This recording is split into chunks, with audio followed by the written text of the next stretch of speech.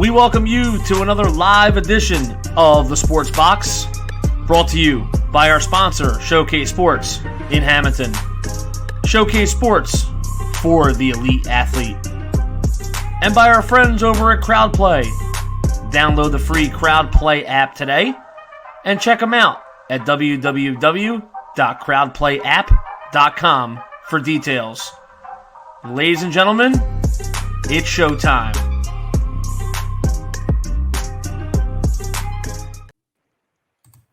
Hey everybody, welcome to Cage My IQ. I am your host, D-Bake. Joining with me once again is Jim. How's it going, Jim? What's up, man? How are you? I'm doing good. Not too bad of a day. Getting ready to get my shot tomorrow. That's why we're recording right now. Nice. But how excited are you for this Saturday night? The UFC 261 Triple Championship fight card. This is huge, man. I'm really excited for this. Not only is UFC giving us a knockout of a pay-per-view, but it's a great weekend for MMA. You know, you have PFL debuting the day before. This kind of breezes in. It's fantastic. I'm looking forward to this weekend.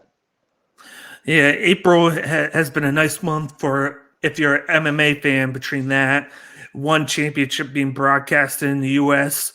for the first time, just a whole bunch going on, and then what a way to just take it up to the next level than to bring fans back to UFC in Jacksonville and had 3 title fights. Like, this card is pretty stacked on the main card, and then even the prelims are pretty nice. They actually have a few Asian guys fighting in this. Usually they have 1 or 2, but they have 5 on this card. So they're trying to bring out all the foreigners for this fight card and get them some coverage. Yeah, and about 90% of the belt have been defended in the first quarter of the year, which is amazing. Yeah. I think the only one that hasn't been defended is the flyweight, but that was defended late in 2020. Yep, so late 2020, and it's going to be defended again in the rematch in the beginning of June. Yeah, so you're getting a summer where all these titles could change hands again if they change hands tonight or this weekend. Yep, I'm excited, and I love the format right now where it looks like they're just going to do the fan cards just for the pay-per-view. They're going to just save them for the pay-per-view until COVID gets a little bit better. Then they will probably move the fight night ones on the road as well. But I like how they're utilizing UFC Apex still. Yeah, if you have it, use it, right? It's brought them some money throughout this wicked time that we're in, so it's nice to see that that's still going. Yep. But let's get started with this main card predictions. The first fight on the card is a light heavyweight matchup between Anthony Lionheart Smith going up against Jimmy Crute. What do you think about this fight? Yeah, and this is a great matchup between a young and upcoming fighter in Jimmy Crute versus an established former title challenger in Smith. Crute's coming in with 12-1 and riding a 2-fight streak, and can get it done fast with all but one of his UFC wins ending in the first round. Now with Smith, since the John Jones fight, he's been 2-2 in his last 4 fights and is looking to piece together his own win streak. With this fight, I see Crute trying to get this fight done like he has previously, get it done in the first round, push the pace, keep Anthony Smith on his heels, and both of these guys have the power in their hands, and they can also really knock you down, get you down on the ground, and control the ground. But Anthony Smith is a little more advanced on the ground. I can see this fight ending 2 ways. I can see the first being Crute get this done quick, in and out, and the second, he goes into deep water and he has to see how he can fight an established vet. All in all, I'm going with Jimmy Crute by first round KO. I think this is going to be just like most of his resume. I believe that Smith likes to take his time in the first round and plan his attack, and with Crute being more aggressive than most of the previous opponents for Smith, I think Smith is going to leave himself open and Crute's going to knock him out. Yeah, one good thing in this matchup is Anthony Smith doesn't want to get put on his back. That's where he's weak. When he gets put on his back, he's not very good at defending himself. He's going to want to keep this up. He's going to want to keep it a striking matchup, even though Jimmy Crute has the advantage there. One thing that's going to be difficult for Anthony Smith to defend is the takedowns. He usually gives up the takedown very easy, which is a big thing for Jimmy Crute. Jimmy Crute has a wrestling background. He does the takedown very well. So he's going to look to take the fight down to the ground and go for a ground and pound or submission. Like, as long as he can get the fight to the ground, Jimmy Crute has this in the bag. That's all he has to do is get to the ground. Well, if it keeps it standing, there's that one chance that Anthony Smith could finish him. Anthony Smith had a rough 2020. He got his teeth knocked out in their first fight by I think it was Glover Teixeira. Then he came back in his second fight and then just got annihilated by Alexander Rakic. But then he redeemed himself against Devin Clark, which was a lesser opponent. So it remains to be seen what form of Anthony Smith that we know. He has a wrestling background, but he either uses it or he doesn't use it. This would be the time that he should use it. He should take down Crute and get him on his back instead of keeping himself at a disadvantage by not doing that. He's going to want to get Crute down instead of letting Crute get him down. So it's going to be interesting to see who gets who down first, because I feel like the fight's going to go to the ground at some point. It's just that whoever gets that first shot is going to have an extreme advantage in this matchup, and I think it's going to be Jimmy Crute. And I don't think he's going to finish him. I think this is going to be the first time he's going to go into deep waters, and I feel like he's going to manage it well, being a little bit younger. As you see, he's only 12-1 compared to Anthony Smith's 33-16, and he's the minus 195 advantage over the underdog of Anthony Smith, who's plus 165. I think this is going to be probably a unanimous decision by Jimmy Crute. Okay. There's not a lot of tape on Jimmy Crute going in deep waters. He's only been to the third round once in the UFC, and that was against Paul Craig, who's a dangerous grappler as well. And he was able to submit Paul Craig, I believe, with a Kimura. Mm-hmm. But then you go back to Crute's fight against Misha Serkinov, where, again, first round exit, but on the other side of the win column for Jimmy Crute, where he got a Peruvian necktie tap out. So I'm curious to see the strategy for Anthony Smith. He usually starts very kind of feeling out, testing his range. But Crute's a bulldog, man. They call him the brute for a reason. He's head down, ready to smash you. I could see this going really quick, but Anthony Smith does have a tendency to drag on fights because of his defensiveness. Yeah, and Anthony Smith, he's a tough guy. That's why they call him Lionheart, because he's a tough as nails. He takes whatever. Like, he got 2 teeth knocked out of him, and he was still going. So, he's definitely on the edge side of his career, but he's going to still present a good challenge for Crute. I just think that Crute's going to be too much because of his speed and wrestling.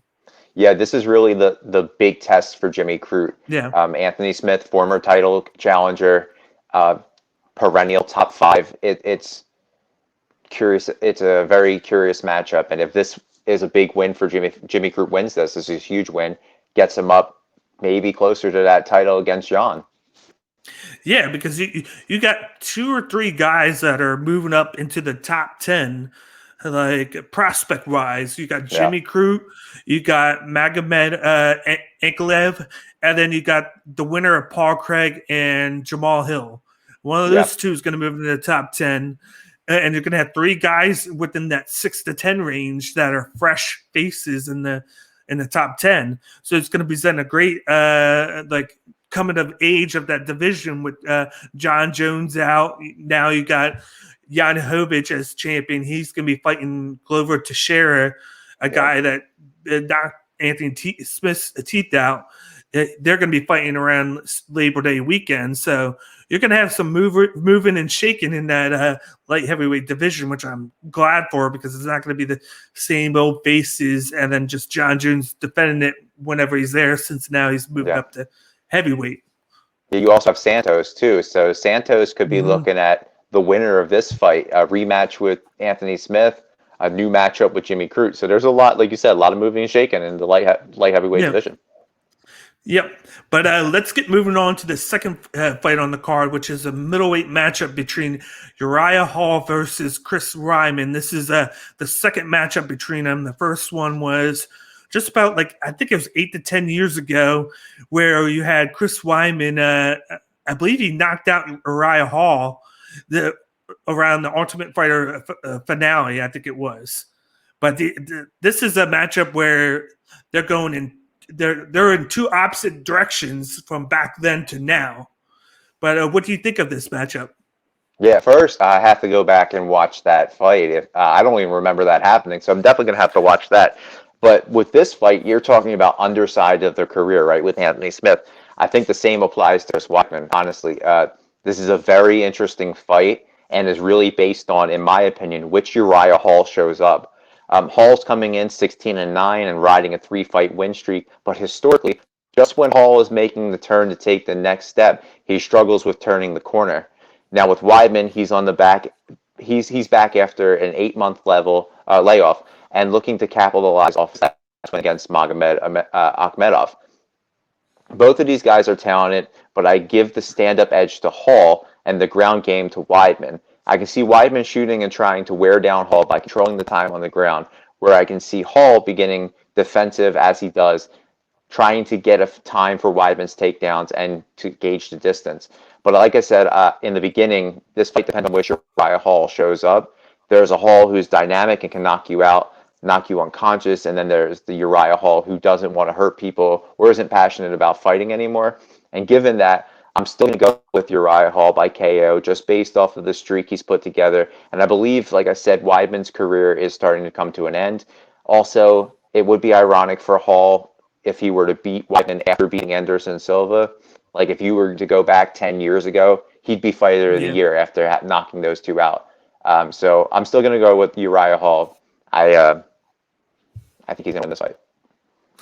Yeah, Uriah Hall, he's coming in, like you just said. He just had that one of his best fights in his career against Anderson Silva, where he knocked him out. He was showing his jab and leg kicks very well. And then you got Chris Weidman, who everybody was writing him off, and then now he's on a 3-fight winning streak that he was able to pull off. He hasn't looked the same. He's definitely twice as slower than he was before. He hasn't been able to utilize some of his power and wrestling because he's a step slower. There's a reason why he went on that losing streak. It's because he lost some of that it factor that he had, but now he's been able to get back to that 10 spot that he was at with the 3-fight win streak. I just feel like the difference in this fight is going to be Uriah Hall's quickness. I feel like Weidman's going to use his wrestling in this matchup to try and get Hall down and then control the pace on the ground. And he's going to try and do the ground and pound and try and use his grappling against Hall to slow him down. And it's going to kind of be like Andrei Arlovski, how he's not the same killer, so he fights to decision or he wears his opponent out. That's what Chris Weidman's going to do. Whereas Uriah Hall, I think his best point of action is to use his jab. That's his strongest weapon. Use the jab, stay distance away, kick him, get him with the leg kicks from a distance, stay away. Use what Sirgan did against Rosenstruck, who he would hit in, come back out, hit in, come back out, and just keep doing that. Use the pace to your advantage. You got the more fresh fighter on hands. He's younger. And the big thing that changed Uriah Hall's career was his trainer. He switched over to Sayer Saad a few years ago, and it's shown a lot of positive effects to it. Everything that he's done and succeeded with lately has because of the new trainer that he added to his team. And I just feel like I don't think it's going to go first round, but I feel like it's going to be a second round KO by Uriah Hall. One thing with Wyman now is usually after the first round, he slows down tremendously. It's like he has the first round with the gas tank, and then after that, he just slows down to like a 10 speed from the 100 speed that he was at the beginning. He just doesn't have the gas tank anymore. So I feel like as long as Uriah Hall can weather the first round storm, he's going to be good, and he's going to get that second round knockout. Dude, it's confusing with Chris Weidman. He had that experiment up at light heavyweight that I think he dropped 2 straight, and then he came back down, and he finally got back on that winning track with his last win. So he's like, I think he's like 2-3 in his last 5. He switched up training camps. He's usually with Sarah Longo. And I know he's been working with them too, but he's been doing a lot of work down in North Carolina with Wonderboy, who I believe is his brother-in-law. So they're doing a lot of work down there. And I'm curious to see where he goes from there. But again, like you said with Uriah Hall changing up the training camps, getting a new coach, there's still something about Uriah Hall that if you listen to his post-fight interviews, he always says, and it's been like this for like 3 years, I don't know if my heart's in the game anymore. I don't know if I want to do this. But he keeps showing up. I remember him fighting last against Anderson Silva, knocked Anderson Silva out, but he looked cautious the entire fight.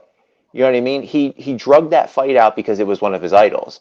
And at the end, you see him. I believe he cried like a lot after the end of that fight because he got to. Yeah, you don't want to beat the crap out of your heroes, but he has to. It's a fight game, right? Mm-hmm. I'm afraid that he does look up to Chris Weidman too. They're both New York guys. They're both friendly. I'm curious to see if he goes in with the same mentality against Weidman, someone who he respects, somebody who he looks up to, and he kind of is hesitant. You know what I mean? Yeah. I'm just curious to see which Uriah Hall shows up, because I don't want him to win and then Rogan interviews him or whoever's there and says, you know, I'm really not into it anymore. I wake up and I don't feel like fighting. But then you're 4 fights in, 4-fight win streak, you're knocking on the door to a title shot. It's confusing to me, but I understand where he's coming from. Yeah, I think Hall knows what's at stake here. Like, this is a really important matchup for him. He's right there at the bottom of the top 10. If he consists, he'll be able to flirt around that top 5 and get a really, really established opponent there. So he knows he's going to have to win this, and then Wyman knows that if he loses this, that more than likely he's not done, but he won't get another title shot again. Like he'll be pushed outside the top 10, and then he'll have to be like the gatekeeper from now on, more so. Like, I could see him losing this and then fighting Kevin Holland next. Yeah, I feel like even if Weidman wins this, he'd probably need like 1 or 2 more fights to even get a title shot. Yeah. I don't know if an Adesanya Weidman fight is, bank breaking at this point in Weidman's career. 10 years ago, yeah. Oh, not now. 10 years ago, easily, but not now.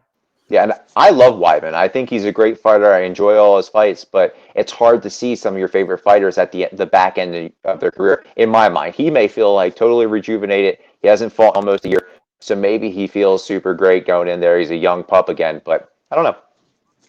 Yeah, he just took too much damage in the downside of his career, and then with him getting older, he lost some of that swag and then gas tank that he was known for, that he was able to last. He used that wrestling, and then he had power in his hands. Now he doesn't have half of that, so it's like it's first round of bust for him. Yeah, you're right. But let's move on to the third fight of the card, which is the very first title fight. Here we got a women's flyweight championship matchup between Valentina Shevchenko going up against Jessica Andrade. Shevchenko is 20-3, is the -400 favorite, and then Jessica Andrade is 21-8 and is the +310 underdog. What do you see with this fight? Those numbers are huge, man. The difference is crazy. This is a great matchup between 2 dangerous fighters. We all know that Valentina has walked through everyone in the flyweight division. She's riding a 6-fight win streak with her last loss coming to Amanda Nunes, and I believe that was a split decision. And a lot of people think she might have got that nod. Valentina is a fighter who can finish the fight in a variety of ways and isn't afraid to go to the ground. She seems unstoppable at this point in her career. And then in walks Jessica Andrade, coming off a huge win from her fight against Chookagian, who was her first test from stepping up to flyweight from strawweight, and took on the number one contender and beat her in dominant fashion. With this fight, I see Andrade being the most dangerous fighter that Valentina has faced since Joanna in 2018. Now that was after the Nunes fight. Andrade has a brawling style, whereas she just puts her head down and starts throwing, kind of like Jimmy Crute. But she's also got the strength to wrestle. Valentina is a whole other monster, though. I think this fight's going to go to distance, but I see Valentina winning this fight. And at the end, I think this forces a rematch with Amanda. I think that's the next fight for Valentina. She's dominating her division. There aren't any competitors stepping up to this. I know you might feel a different way, and I'm curious to see where you went with this one. But I think if she wins this, the next step is Amanda Nunes again at 135. Yeah, like the way I see this fight is that it's going to be very good. You got Valentina Shevchenko. Her nickname is Bullet for a reason, because she's very fast with her hands and her legs. She likes to use her distance. Like, she comes in, hits you, comes out, it leg kicks you. She can do a little bit of everything. She's very quick, and then that's how she trains. She trains with her speed. She knows that if she gets you and then keeps you at bay and you can't get close enough to her, how are you going to beat her? Because she has that advantage with her reach advantage, with her legs and her hands. Like, it's crazy how she can just reach you, and then you've got to get inside of her to get near her. Whereas, just like you said, Jessica Andrade, she's tough as shit. Like, she beat Caitlin, and then she beat Rose Namajunas before. No, she lost to her, but she has beaten her, and that's why she moved up. She wants to get a little bit of that speed back. And what she's seen going into this fight that she thinks she has advantages is she watched that Jennifer Maia fight the last time Shevchenko fought, and noticed a glaring weakness with Shevchenko, and it was the wrestling. When Jennifer Maia was able to get in there, she was easily able to take down Shevchenko with ease. The thing, though, with Maia was she wasn't able to keep Shevchenko down for that long. The difference with Maia and Andrade is Andrade has that physical strength on her side. She'll be able to take her down and keep her down because she has muscle and she has that training. She's trained to keep people down when she wants to get them down and then grapple. If she can keep the fight on the ground for a good period of time, she can steer rounds just by doing that. She can lay on there, do a little bit of damage, wear Valentina Shevchenko out, and then it'll be crazy to see what she'll be like later in the third, fourth, fifth round when she has already been on the ground and worn out a little bit. We have to see how her speed is then, because we've never seen that before. Even with the Nunes fights, they were basically all standing up, so they both were just trained shots. But this one, I think that Andrade, her path to victory will be the wrestling and then the ground and pound, just wear her out. And I feel like and Jessica Andrade is going to win this by unanimous decision. It could be a split decision. It could be. I think that she could steal this. But in order to do that, she has to get inside and get her down, which usually Shevchenko is pretty good at defending that and keeping that away by her kicks and her jabs. That's what she does to defend against it, to keep her fighters at bay. But Andrade's the type of woman that doesn't affect her that much. She'll get hit, but she'll keep coming in there and she'll shoot and get that takedown. She just needs to keep her down, because if she can't, then this is going to be a long fight for Andrade, and Shevchenko will have her way. But if she can do it, like I think she will, she'll be able to pull off the upset. Wow. You need to put some money down on this fight. Look at those numbers, man. If you're going with Jessica Andrade, you need to put some money down. I look at Valentina Shevchenko, and I see a real-life Black Widow. Yeah. You know what I mean? She's like a ballerina who's got a gun tattoo, and she's just a killer. She's a superhero, and I don't see Jessica Andrade winning this fight, but she's a beast too. You know what I mean? You see what she did to Rose that first fight. Almost Yes. decapitated her with that slam. You know what I mean? But the blueprint's out on Jessica too. She's been beat by people who Valentina has dominated, like Joanna. She went in there and put up a great fight, but Valentina got the nod. I feel like if the wrestling was such a weakness for Valentina, she wouldn't have, well, Amanda wouldn't have just stood there and traded with her for 10 rounds. They fought twice. She would have exploited that. There's a lot of ifs for Jessica to win this, but there's also a lot of ifs for Valentina to win this. It's going to be one hell of a fight. I also think that this could have the potential fight of the night, just because these two are powerhouses. I think that's why that Nunez fight was such to people a split decision where it could have went either way, and a lot of people thought Shevchenko won it. It's because they stood up and traded. Nunez didn't try and take her down really because she knew that Shevchenko was going to use the jabs and the hits, and then she was very quick. Nunez decided to make it power against speed. And she was able to pick it up because she was doing damage to Shevchenko because she has the weight advantage. She could have used the wrestling, but I think at that time she didn't do it as much as she does it now because that was like 3-4 years ago. But I feel like Andrade, the people that beat her, like you said, they have good takedown defenses.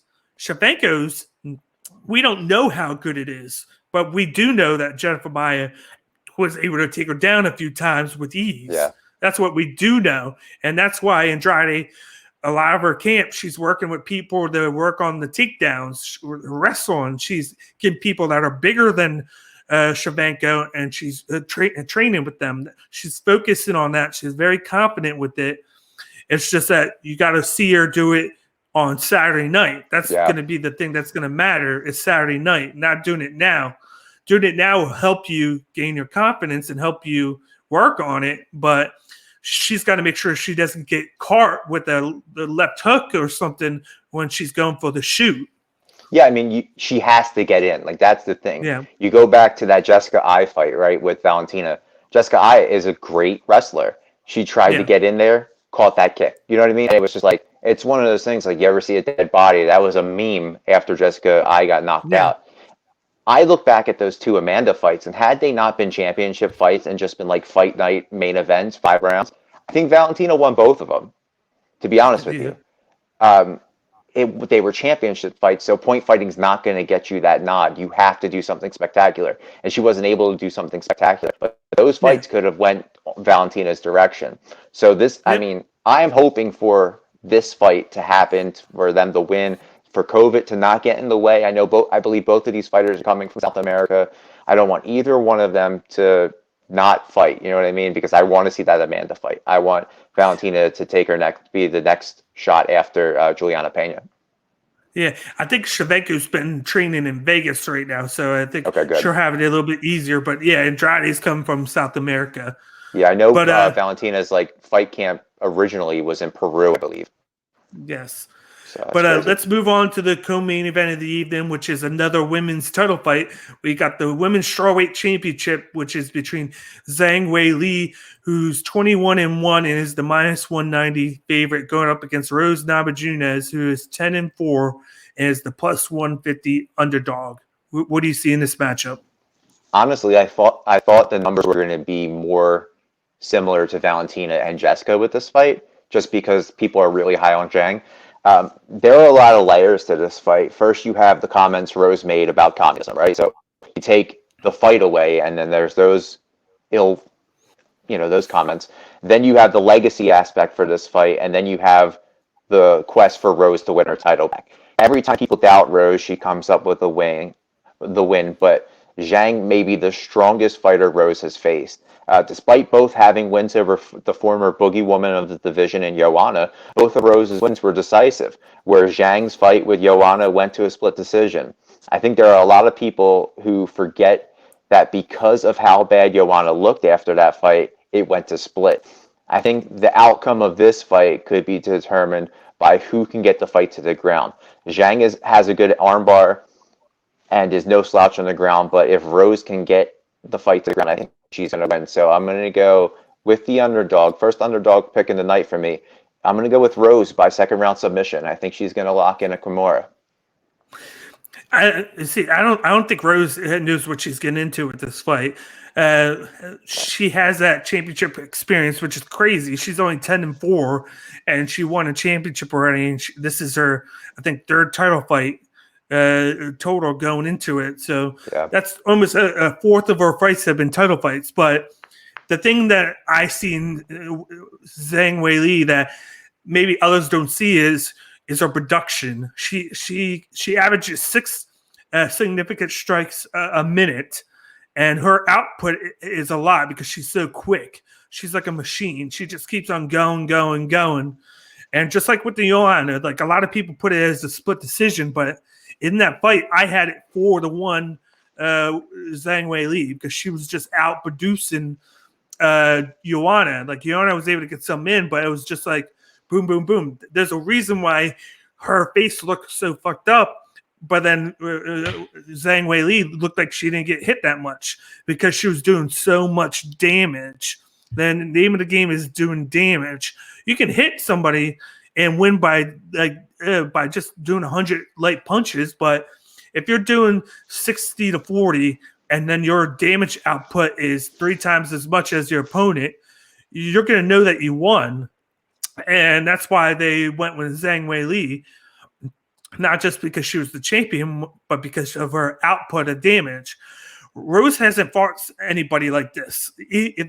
Even you can say, even if she had fought Shevchenko, there's nobody like Zhang Weili.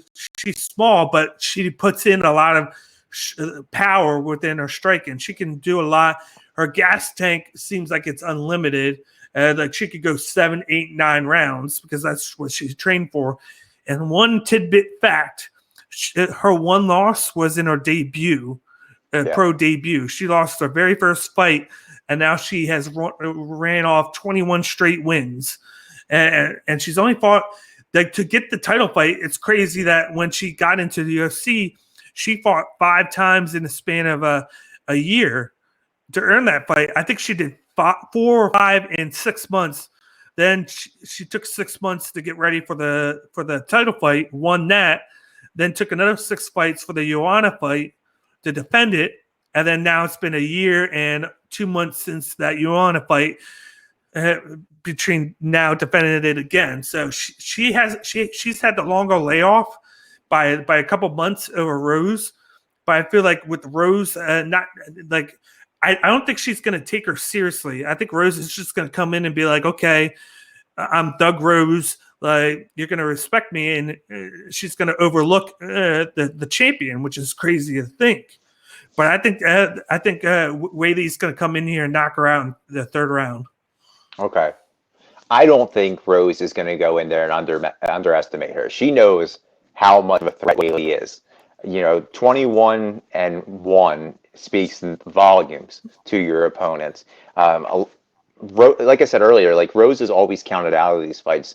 She was counted out in the Andrade fight. She was counted out in the Joanna fight. She's known as the underdog. You know what I mean? So the Thug Rose stuff is when she's in the cage and she's throwing hands and she's like knocking people out and choking them. But I don't think she's ever underestimated these people. This is a huge fight for her. And like I said, this is a legacy fight for both of them because they're both stacked contenders and former champion and champion in that division.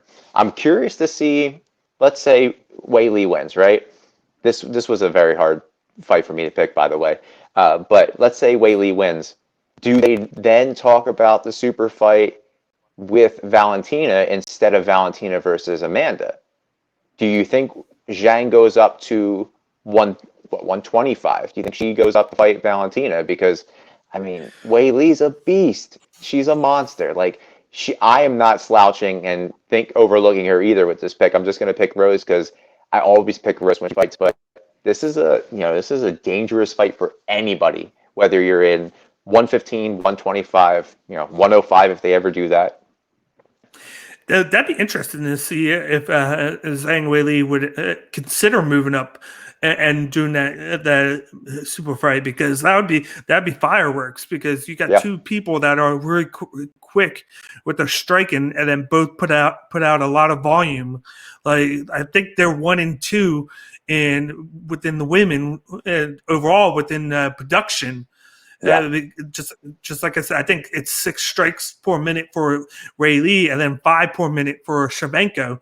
So that would be a big time fight just for the women. It'd make like a big matchup, just like Cyborg and Nunez. Yeah, this would go up there. The one thing that I looked at that made the decision for me, Zhang Weili, was the common opponent, which was Jessica Andrade.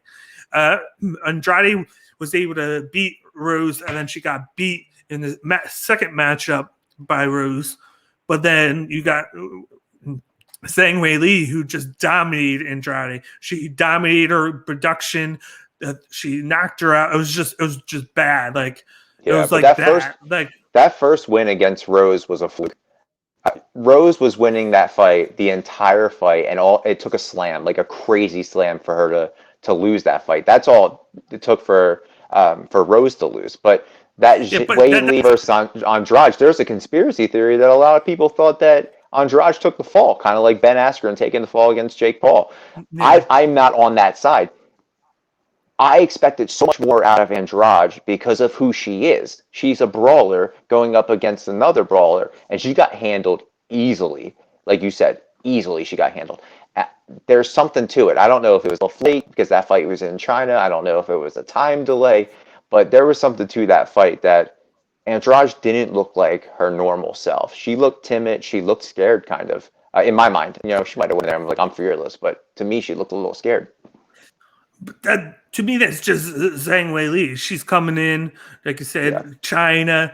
She's undefeated in the UFC. The output, like, you could say what you want about Rose and how she's tough as nose, but when you get hit by Weili, like, it's gonna hurt a lot. Like, and then she pours it out into there, like, and now, like you said, Andrade's fighting somebody again just like that. It's just that she has that path to victory against Shevchenko that she can utilize. There's really no path to victory right now against Zhang Weili. It's just you're going to trade with her and hope you can drop her, or hope that you can exploit something that hasn't been seen before. I think it's the ground game. Yeah, which is that. Like, we have to see that. And right now, quick note, Zhang Weili, her takedown defense is at 100% right now. Yeah, she has never been taken down.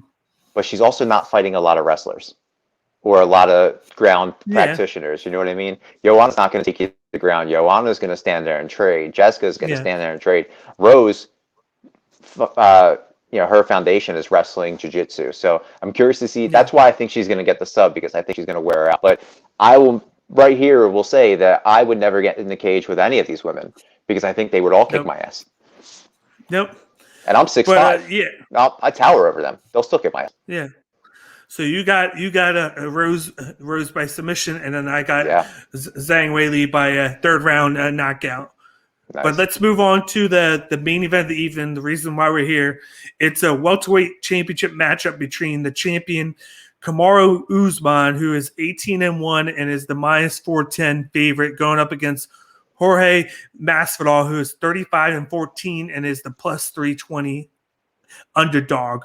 How do you see this going?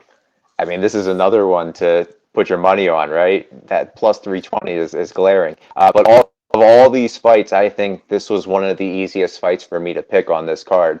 I love the resurrection of Jorge's career, but Kamaru is on a whole other level.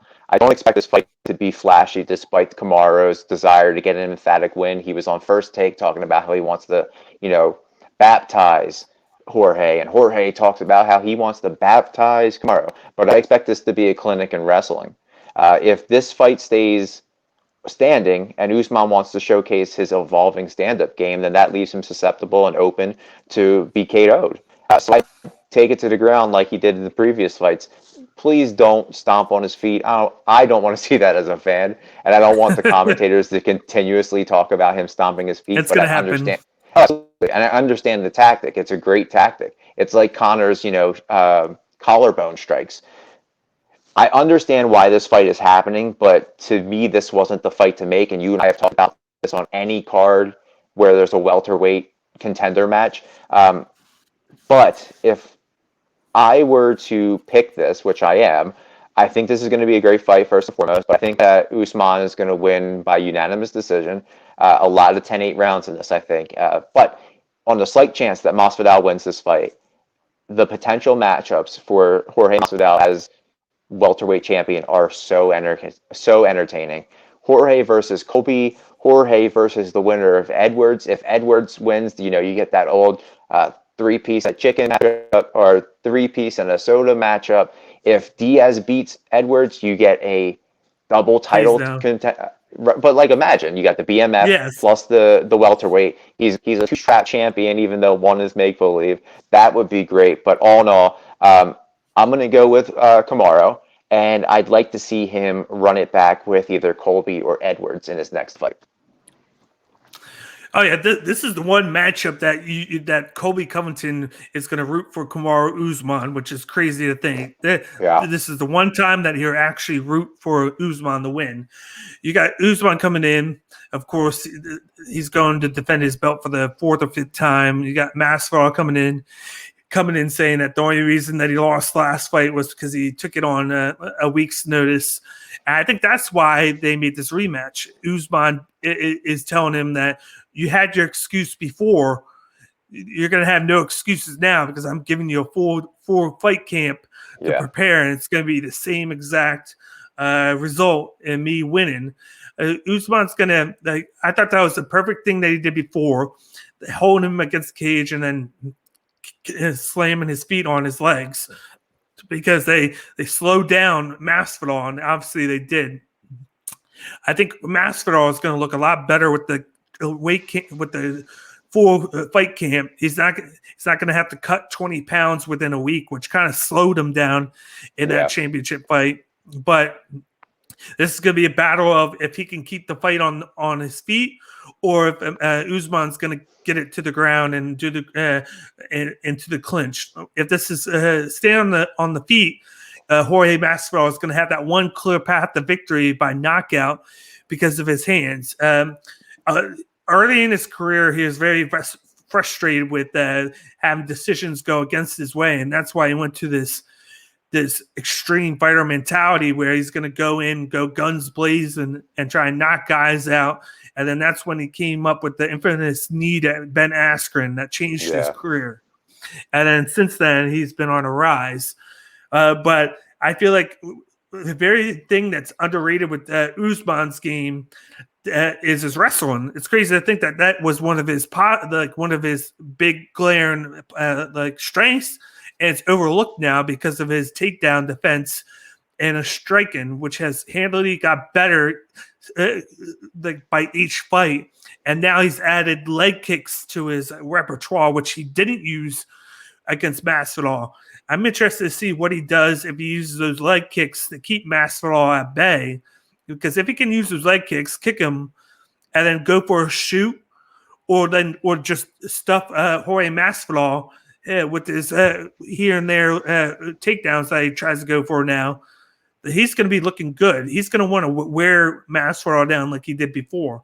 I think it's going to be a little closer of a fight. It might be like a 3-2 fight, just because there will be those shots where Masvidal can, just like Gilbert Burns did, where he can catch Usman in the face and knock him down, but he'll be able to recover enough to regain composure and then go with a different tactic. Like Usman could get you at 2 or 3 different tactics. Like he came in going brawling with Burns, got hit down, then he changed it to where he started using those leg kicks to slow him down, and then he went and took Burns down. So he has those built-in compartments that he can go to switch up the game plan at any point. I just think that it's going to be the same result, just a little bit closer of a matchup. I got Usman by unanimous decision in this fight. Yeah, I mean, that makes sense. Yeah. Go back to that Burns fight. Jorge Masvidal isn't Gilbert Burns. You know what I mean? Where Burns is lethal on his feet and on the ground. Masvidal's good on his feet. We haven't seen him wrestle. We haven't seen, him shoot for many takedowns and be successful. So No. I definitely see, like, Kamaru's going in here. He's fighting for his country. He's got another champ in his corner with Ngannou.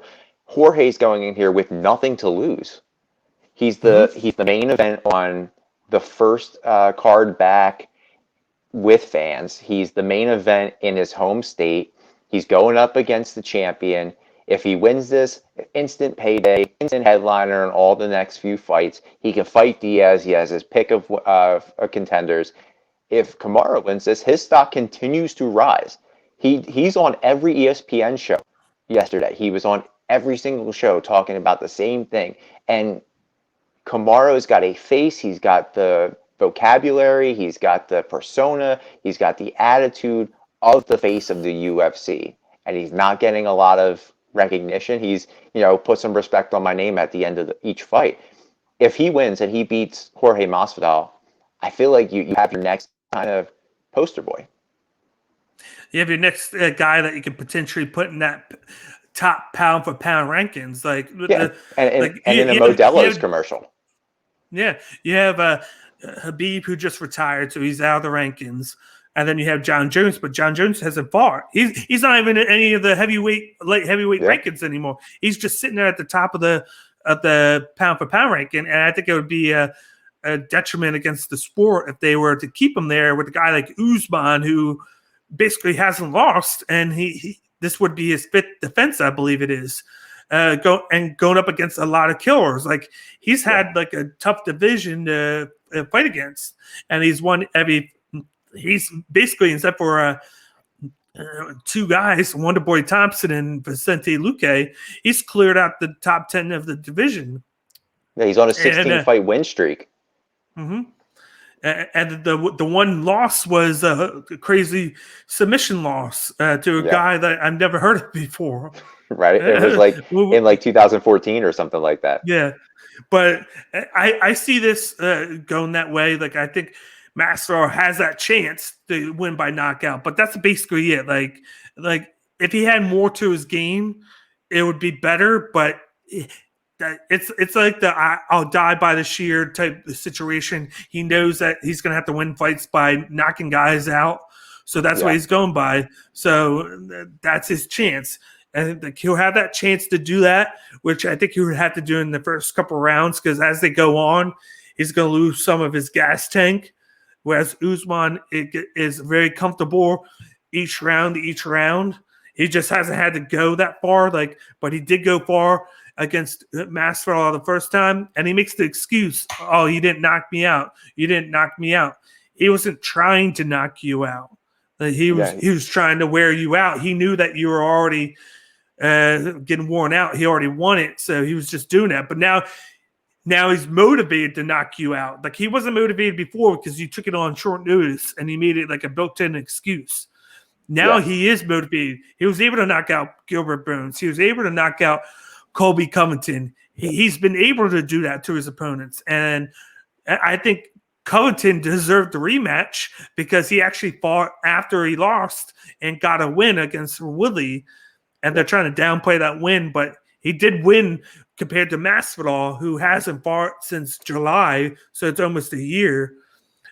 So I feel like it's either going to be, most likely scenario is going to be a unanimous decision, but then there's a chance I think Usman can knock him out in the fourth round. Yeah, and either way, last question I have for you: whoever wins this, Colby's up next, right? Maybe, because right now you got a whole bunch of matchups going on. Like, Stephen Thompson's going up against Gilbert Burns. You got Leon Edwards against Nate Diaz. There's been talks about that, which is crazy. They said that there's a chance that the winner of that could get it. What I think is if they don't book and say Colby Covington is the next in line right after this fight, I could see them booking Colby Covington against Vicente Luque. Yeah, that's what I was going to say too. In a fight to see what if Vicente Luque can move up, because like I said before, you got two guys in Wonderboy Thompson and Luque who haven't fought Usman before, but they're sitting there at 5 and 6, I believe it is. And then you got Burns, who is at, I think, number 2 now. So Thompson can beat number 2 Burns. He has that, oh, I just beat Burns, who had a shot, so now I should get one. But then if Vicente Luque could face Covington and then beat that would be the number 1 guy. So then you had both guys that haven't fought Usman would sit there at 1 and 2. And then Edwards, who lost to Usman, but that was like 5-6 years ago. Yeah, early. So you could have 2 or 3 fresh faces in the UFC to put up against them even more. And if you were able to win those 3, there's no saying that his legacy would be complete. Yeah, defending it 8 times in that division on everybody in the top 10. Even John Jones can't say that he beat everybody in the top 10.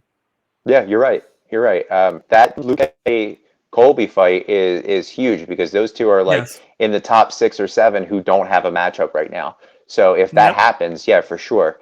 I think Colby's going to be next just because he can quietly. I know he's filling in as like the backup for this fight to kind of step in if Jorge can't go, or even if Kamaru can't go, he's going to step in. But I think that's the next fight. That's the biggest money fight of all of them, in my opinion. Oh yeah, me too. Like you got to get him in there. That's why he's been waiting, because he wants to get that shot. But he also knows that if he waits too much, that he's going to fall down and he's going to get a little bit of octagon rust. So I think that after this, if they say that it's going to be Diaz or the Edwards winner, then you will see him book a fight with Vicente Luque, because they both don't have a matchup. Because everybody else is basically booked. Literally everybody else. They even have Damian Maia booked up against Belal Muhammad. Like everybody in that top 10 or like top 15 has a matchup all the way up until August. But those two. So that's and I think he would take it. I think he would be kind of mad that he's not getting the title shot, but he'd at least know that he has a guy that's lethal and that would propel him, and then he could say, hey, I literally just beat Woolley, and then now I'm beating this upcomer Vicente Luque. I definitely deserve a rematch now, even though I deserved it before. Yeah. His stock isn't going anywhere. It's not rising or falling, but if he stays stagnant, it's going to start falling. These guys who are fighting and being a little more active are going to take a spot. Yep, I agree. But that'll wrap things up with this UFC 261 Kamaru Usman versus Jorge Masvidal 2 preview edition. I got Jim right here at Active Geek. You can follow him at the Active Geek. They come out with stuff every Wednesday and then every Saturday right now. Check out all that stuff. They'll be finishing up the wrap up of the Falcon and Winter Soldier this Saturday, the last episode. That's been an amazing show. It sucks that it's only 6 episodes long. Yeah, really does. But keep a lookout for when they do it. I believe you guys are doing it for Loki as well. Yeah, we'll do an after show with Loki. Yeah, so check that out once it comes out in June. But check out all other episodes on audio, every audio outlet for Active Geek. And then also check us out on Cage My IQ right here on the card. All the handles for Instagram, Twitter, YouTube, and Twitch. And definitely subscribe to our Twitch and YouTube channel as we put all of our content on there. And once again, this is Cage My IQ, the best place for MMA content. And then we are affiliated with the Sports Box, which you can find here on Facebook, Twitter, Instagram, and then also subscribe to them on YouTube. There's plenty of sports podcasts for you. Whatever you like, most likely it's there. So definitely check them out. Great group of guys. But once again, I'm your host, D-Bake. This is my co-host, Jim. You guys have a wonderful rest of your day. See ya.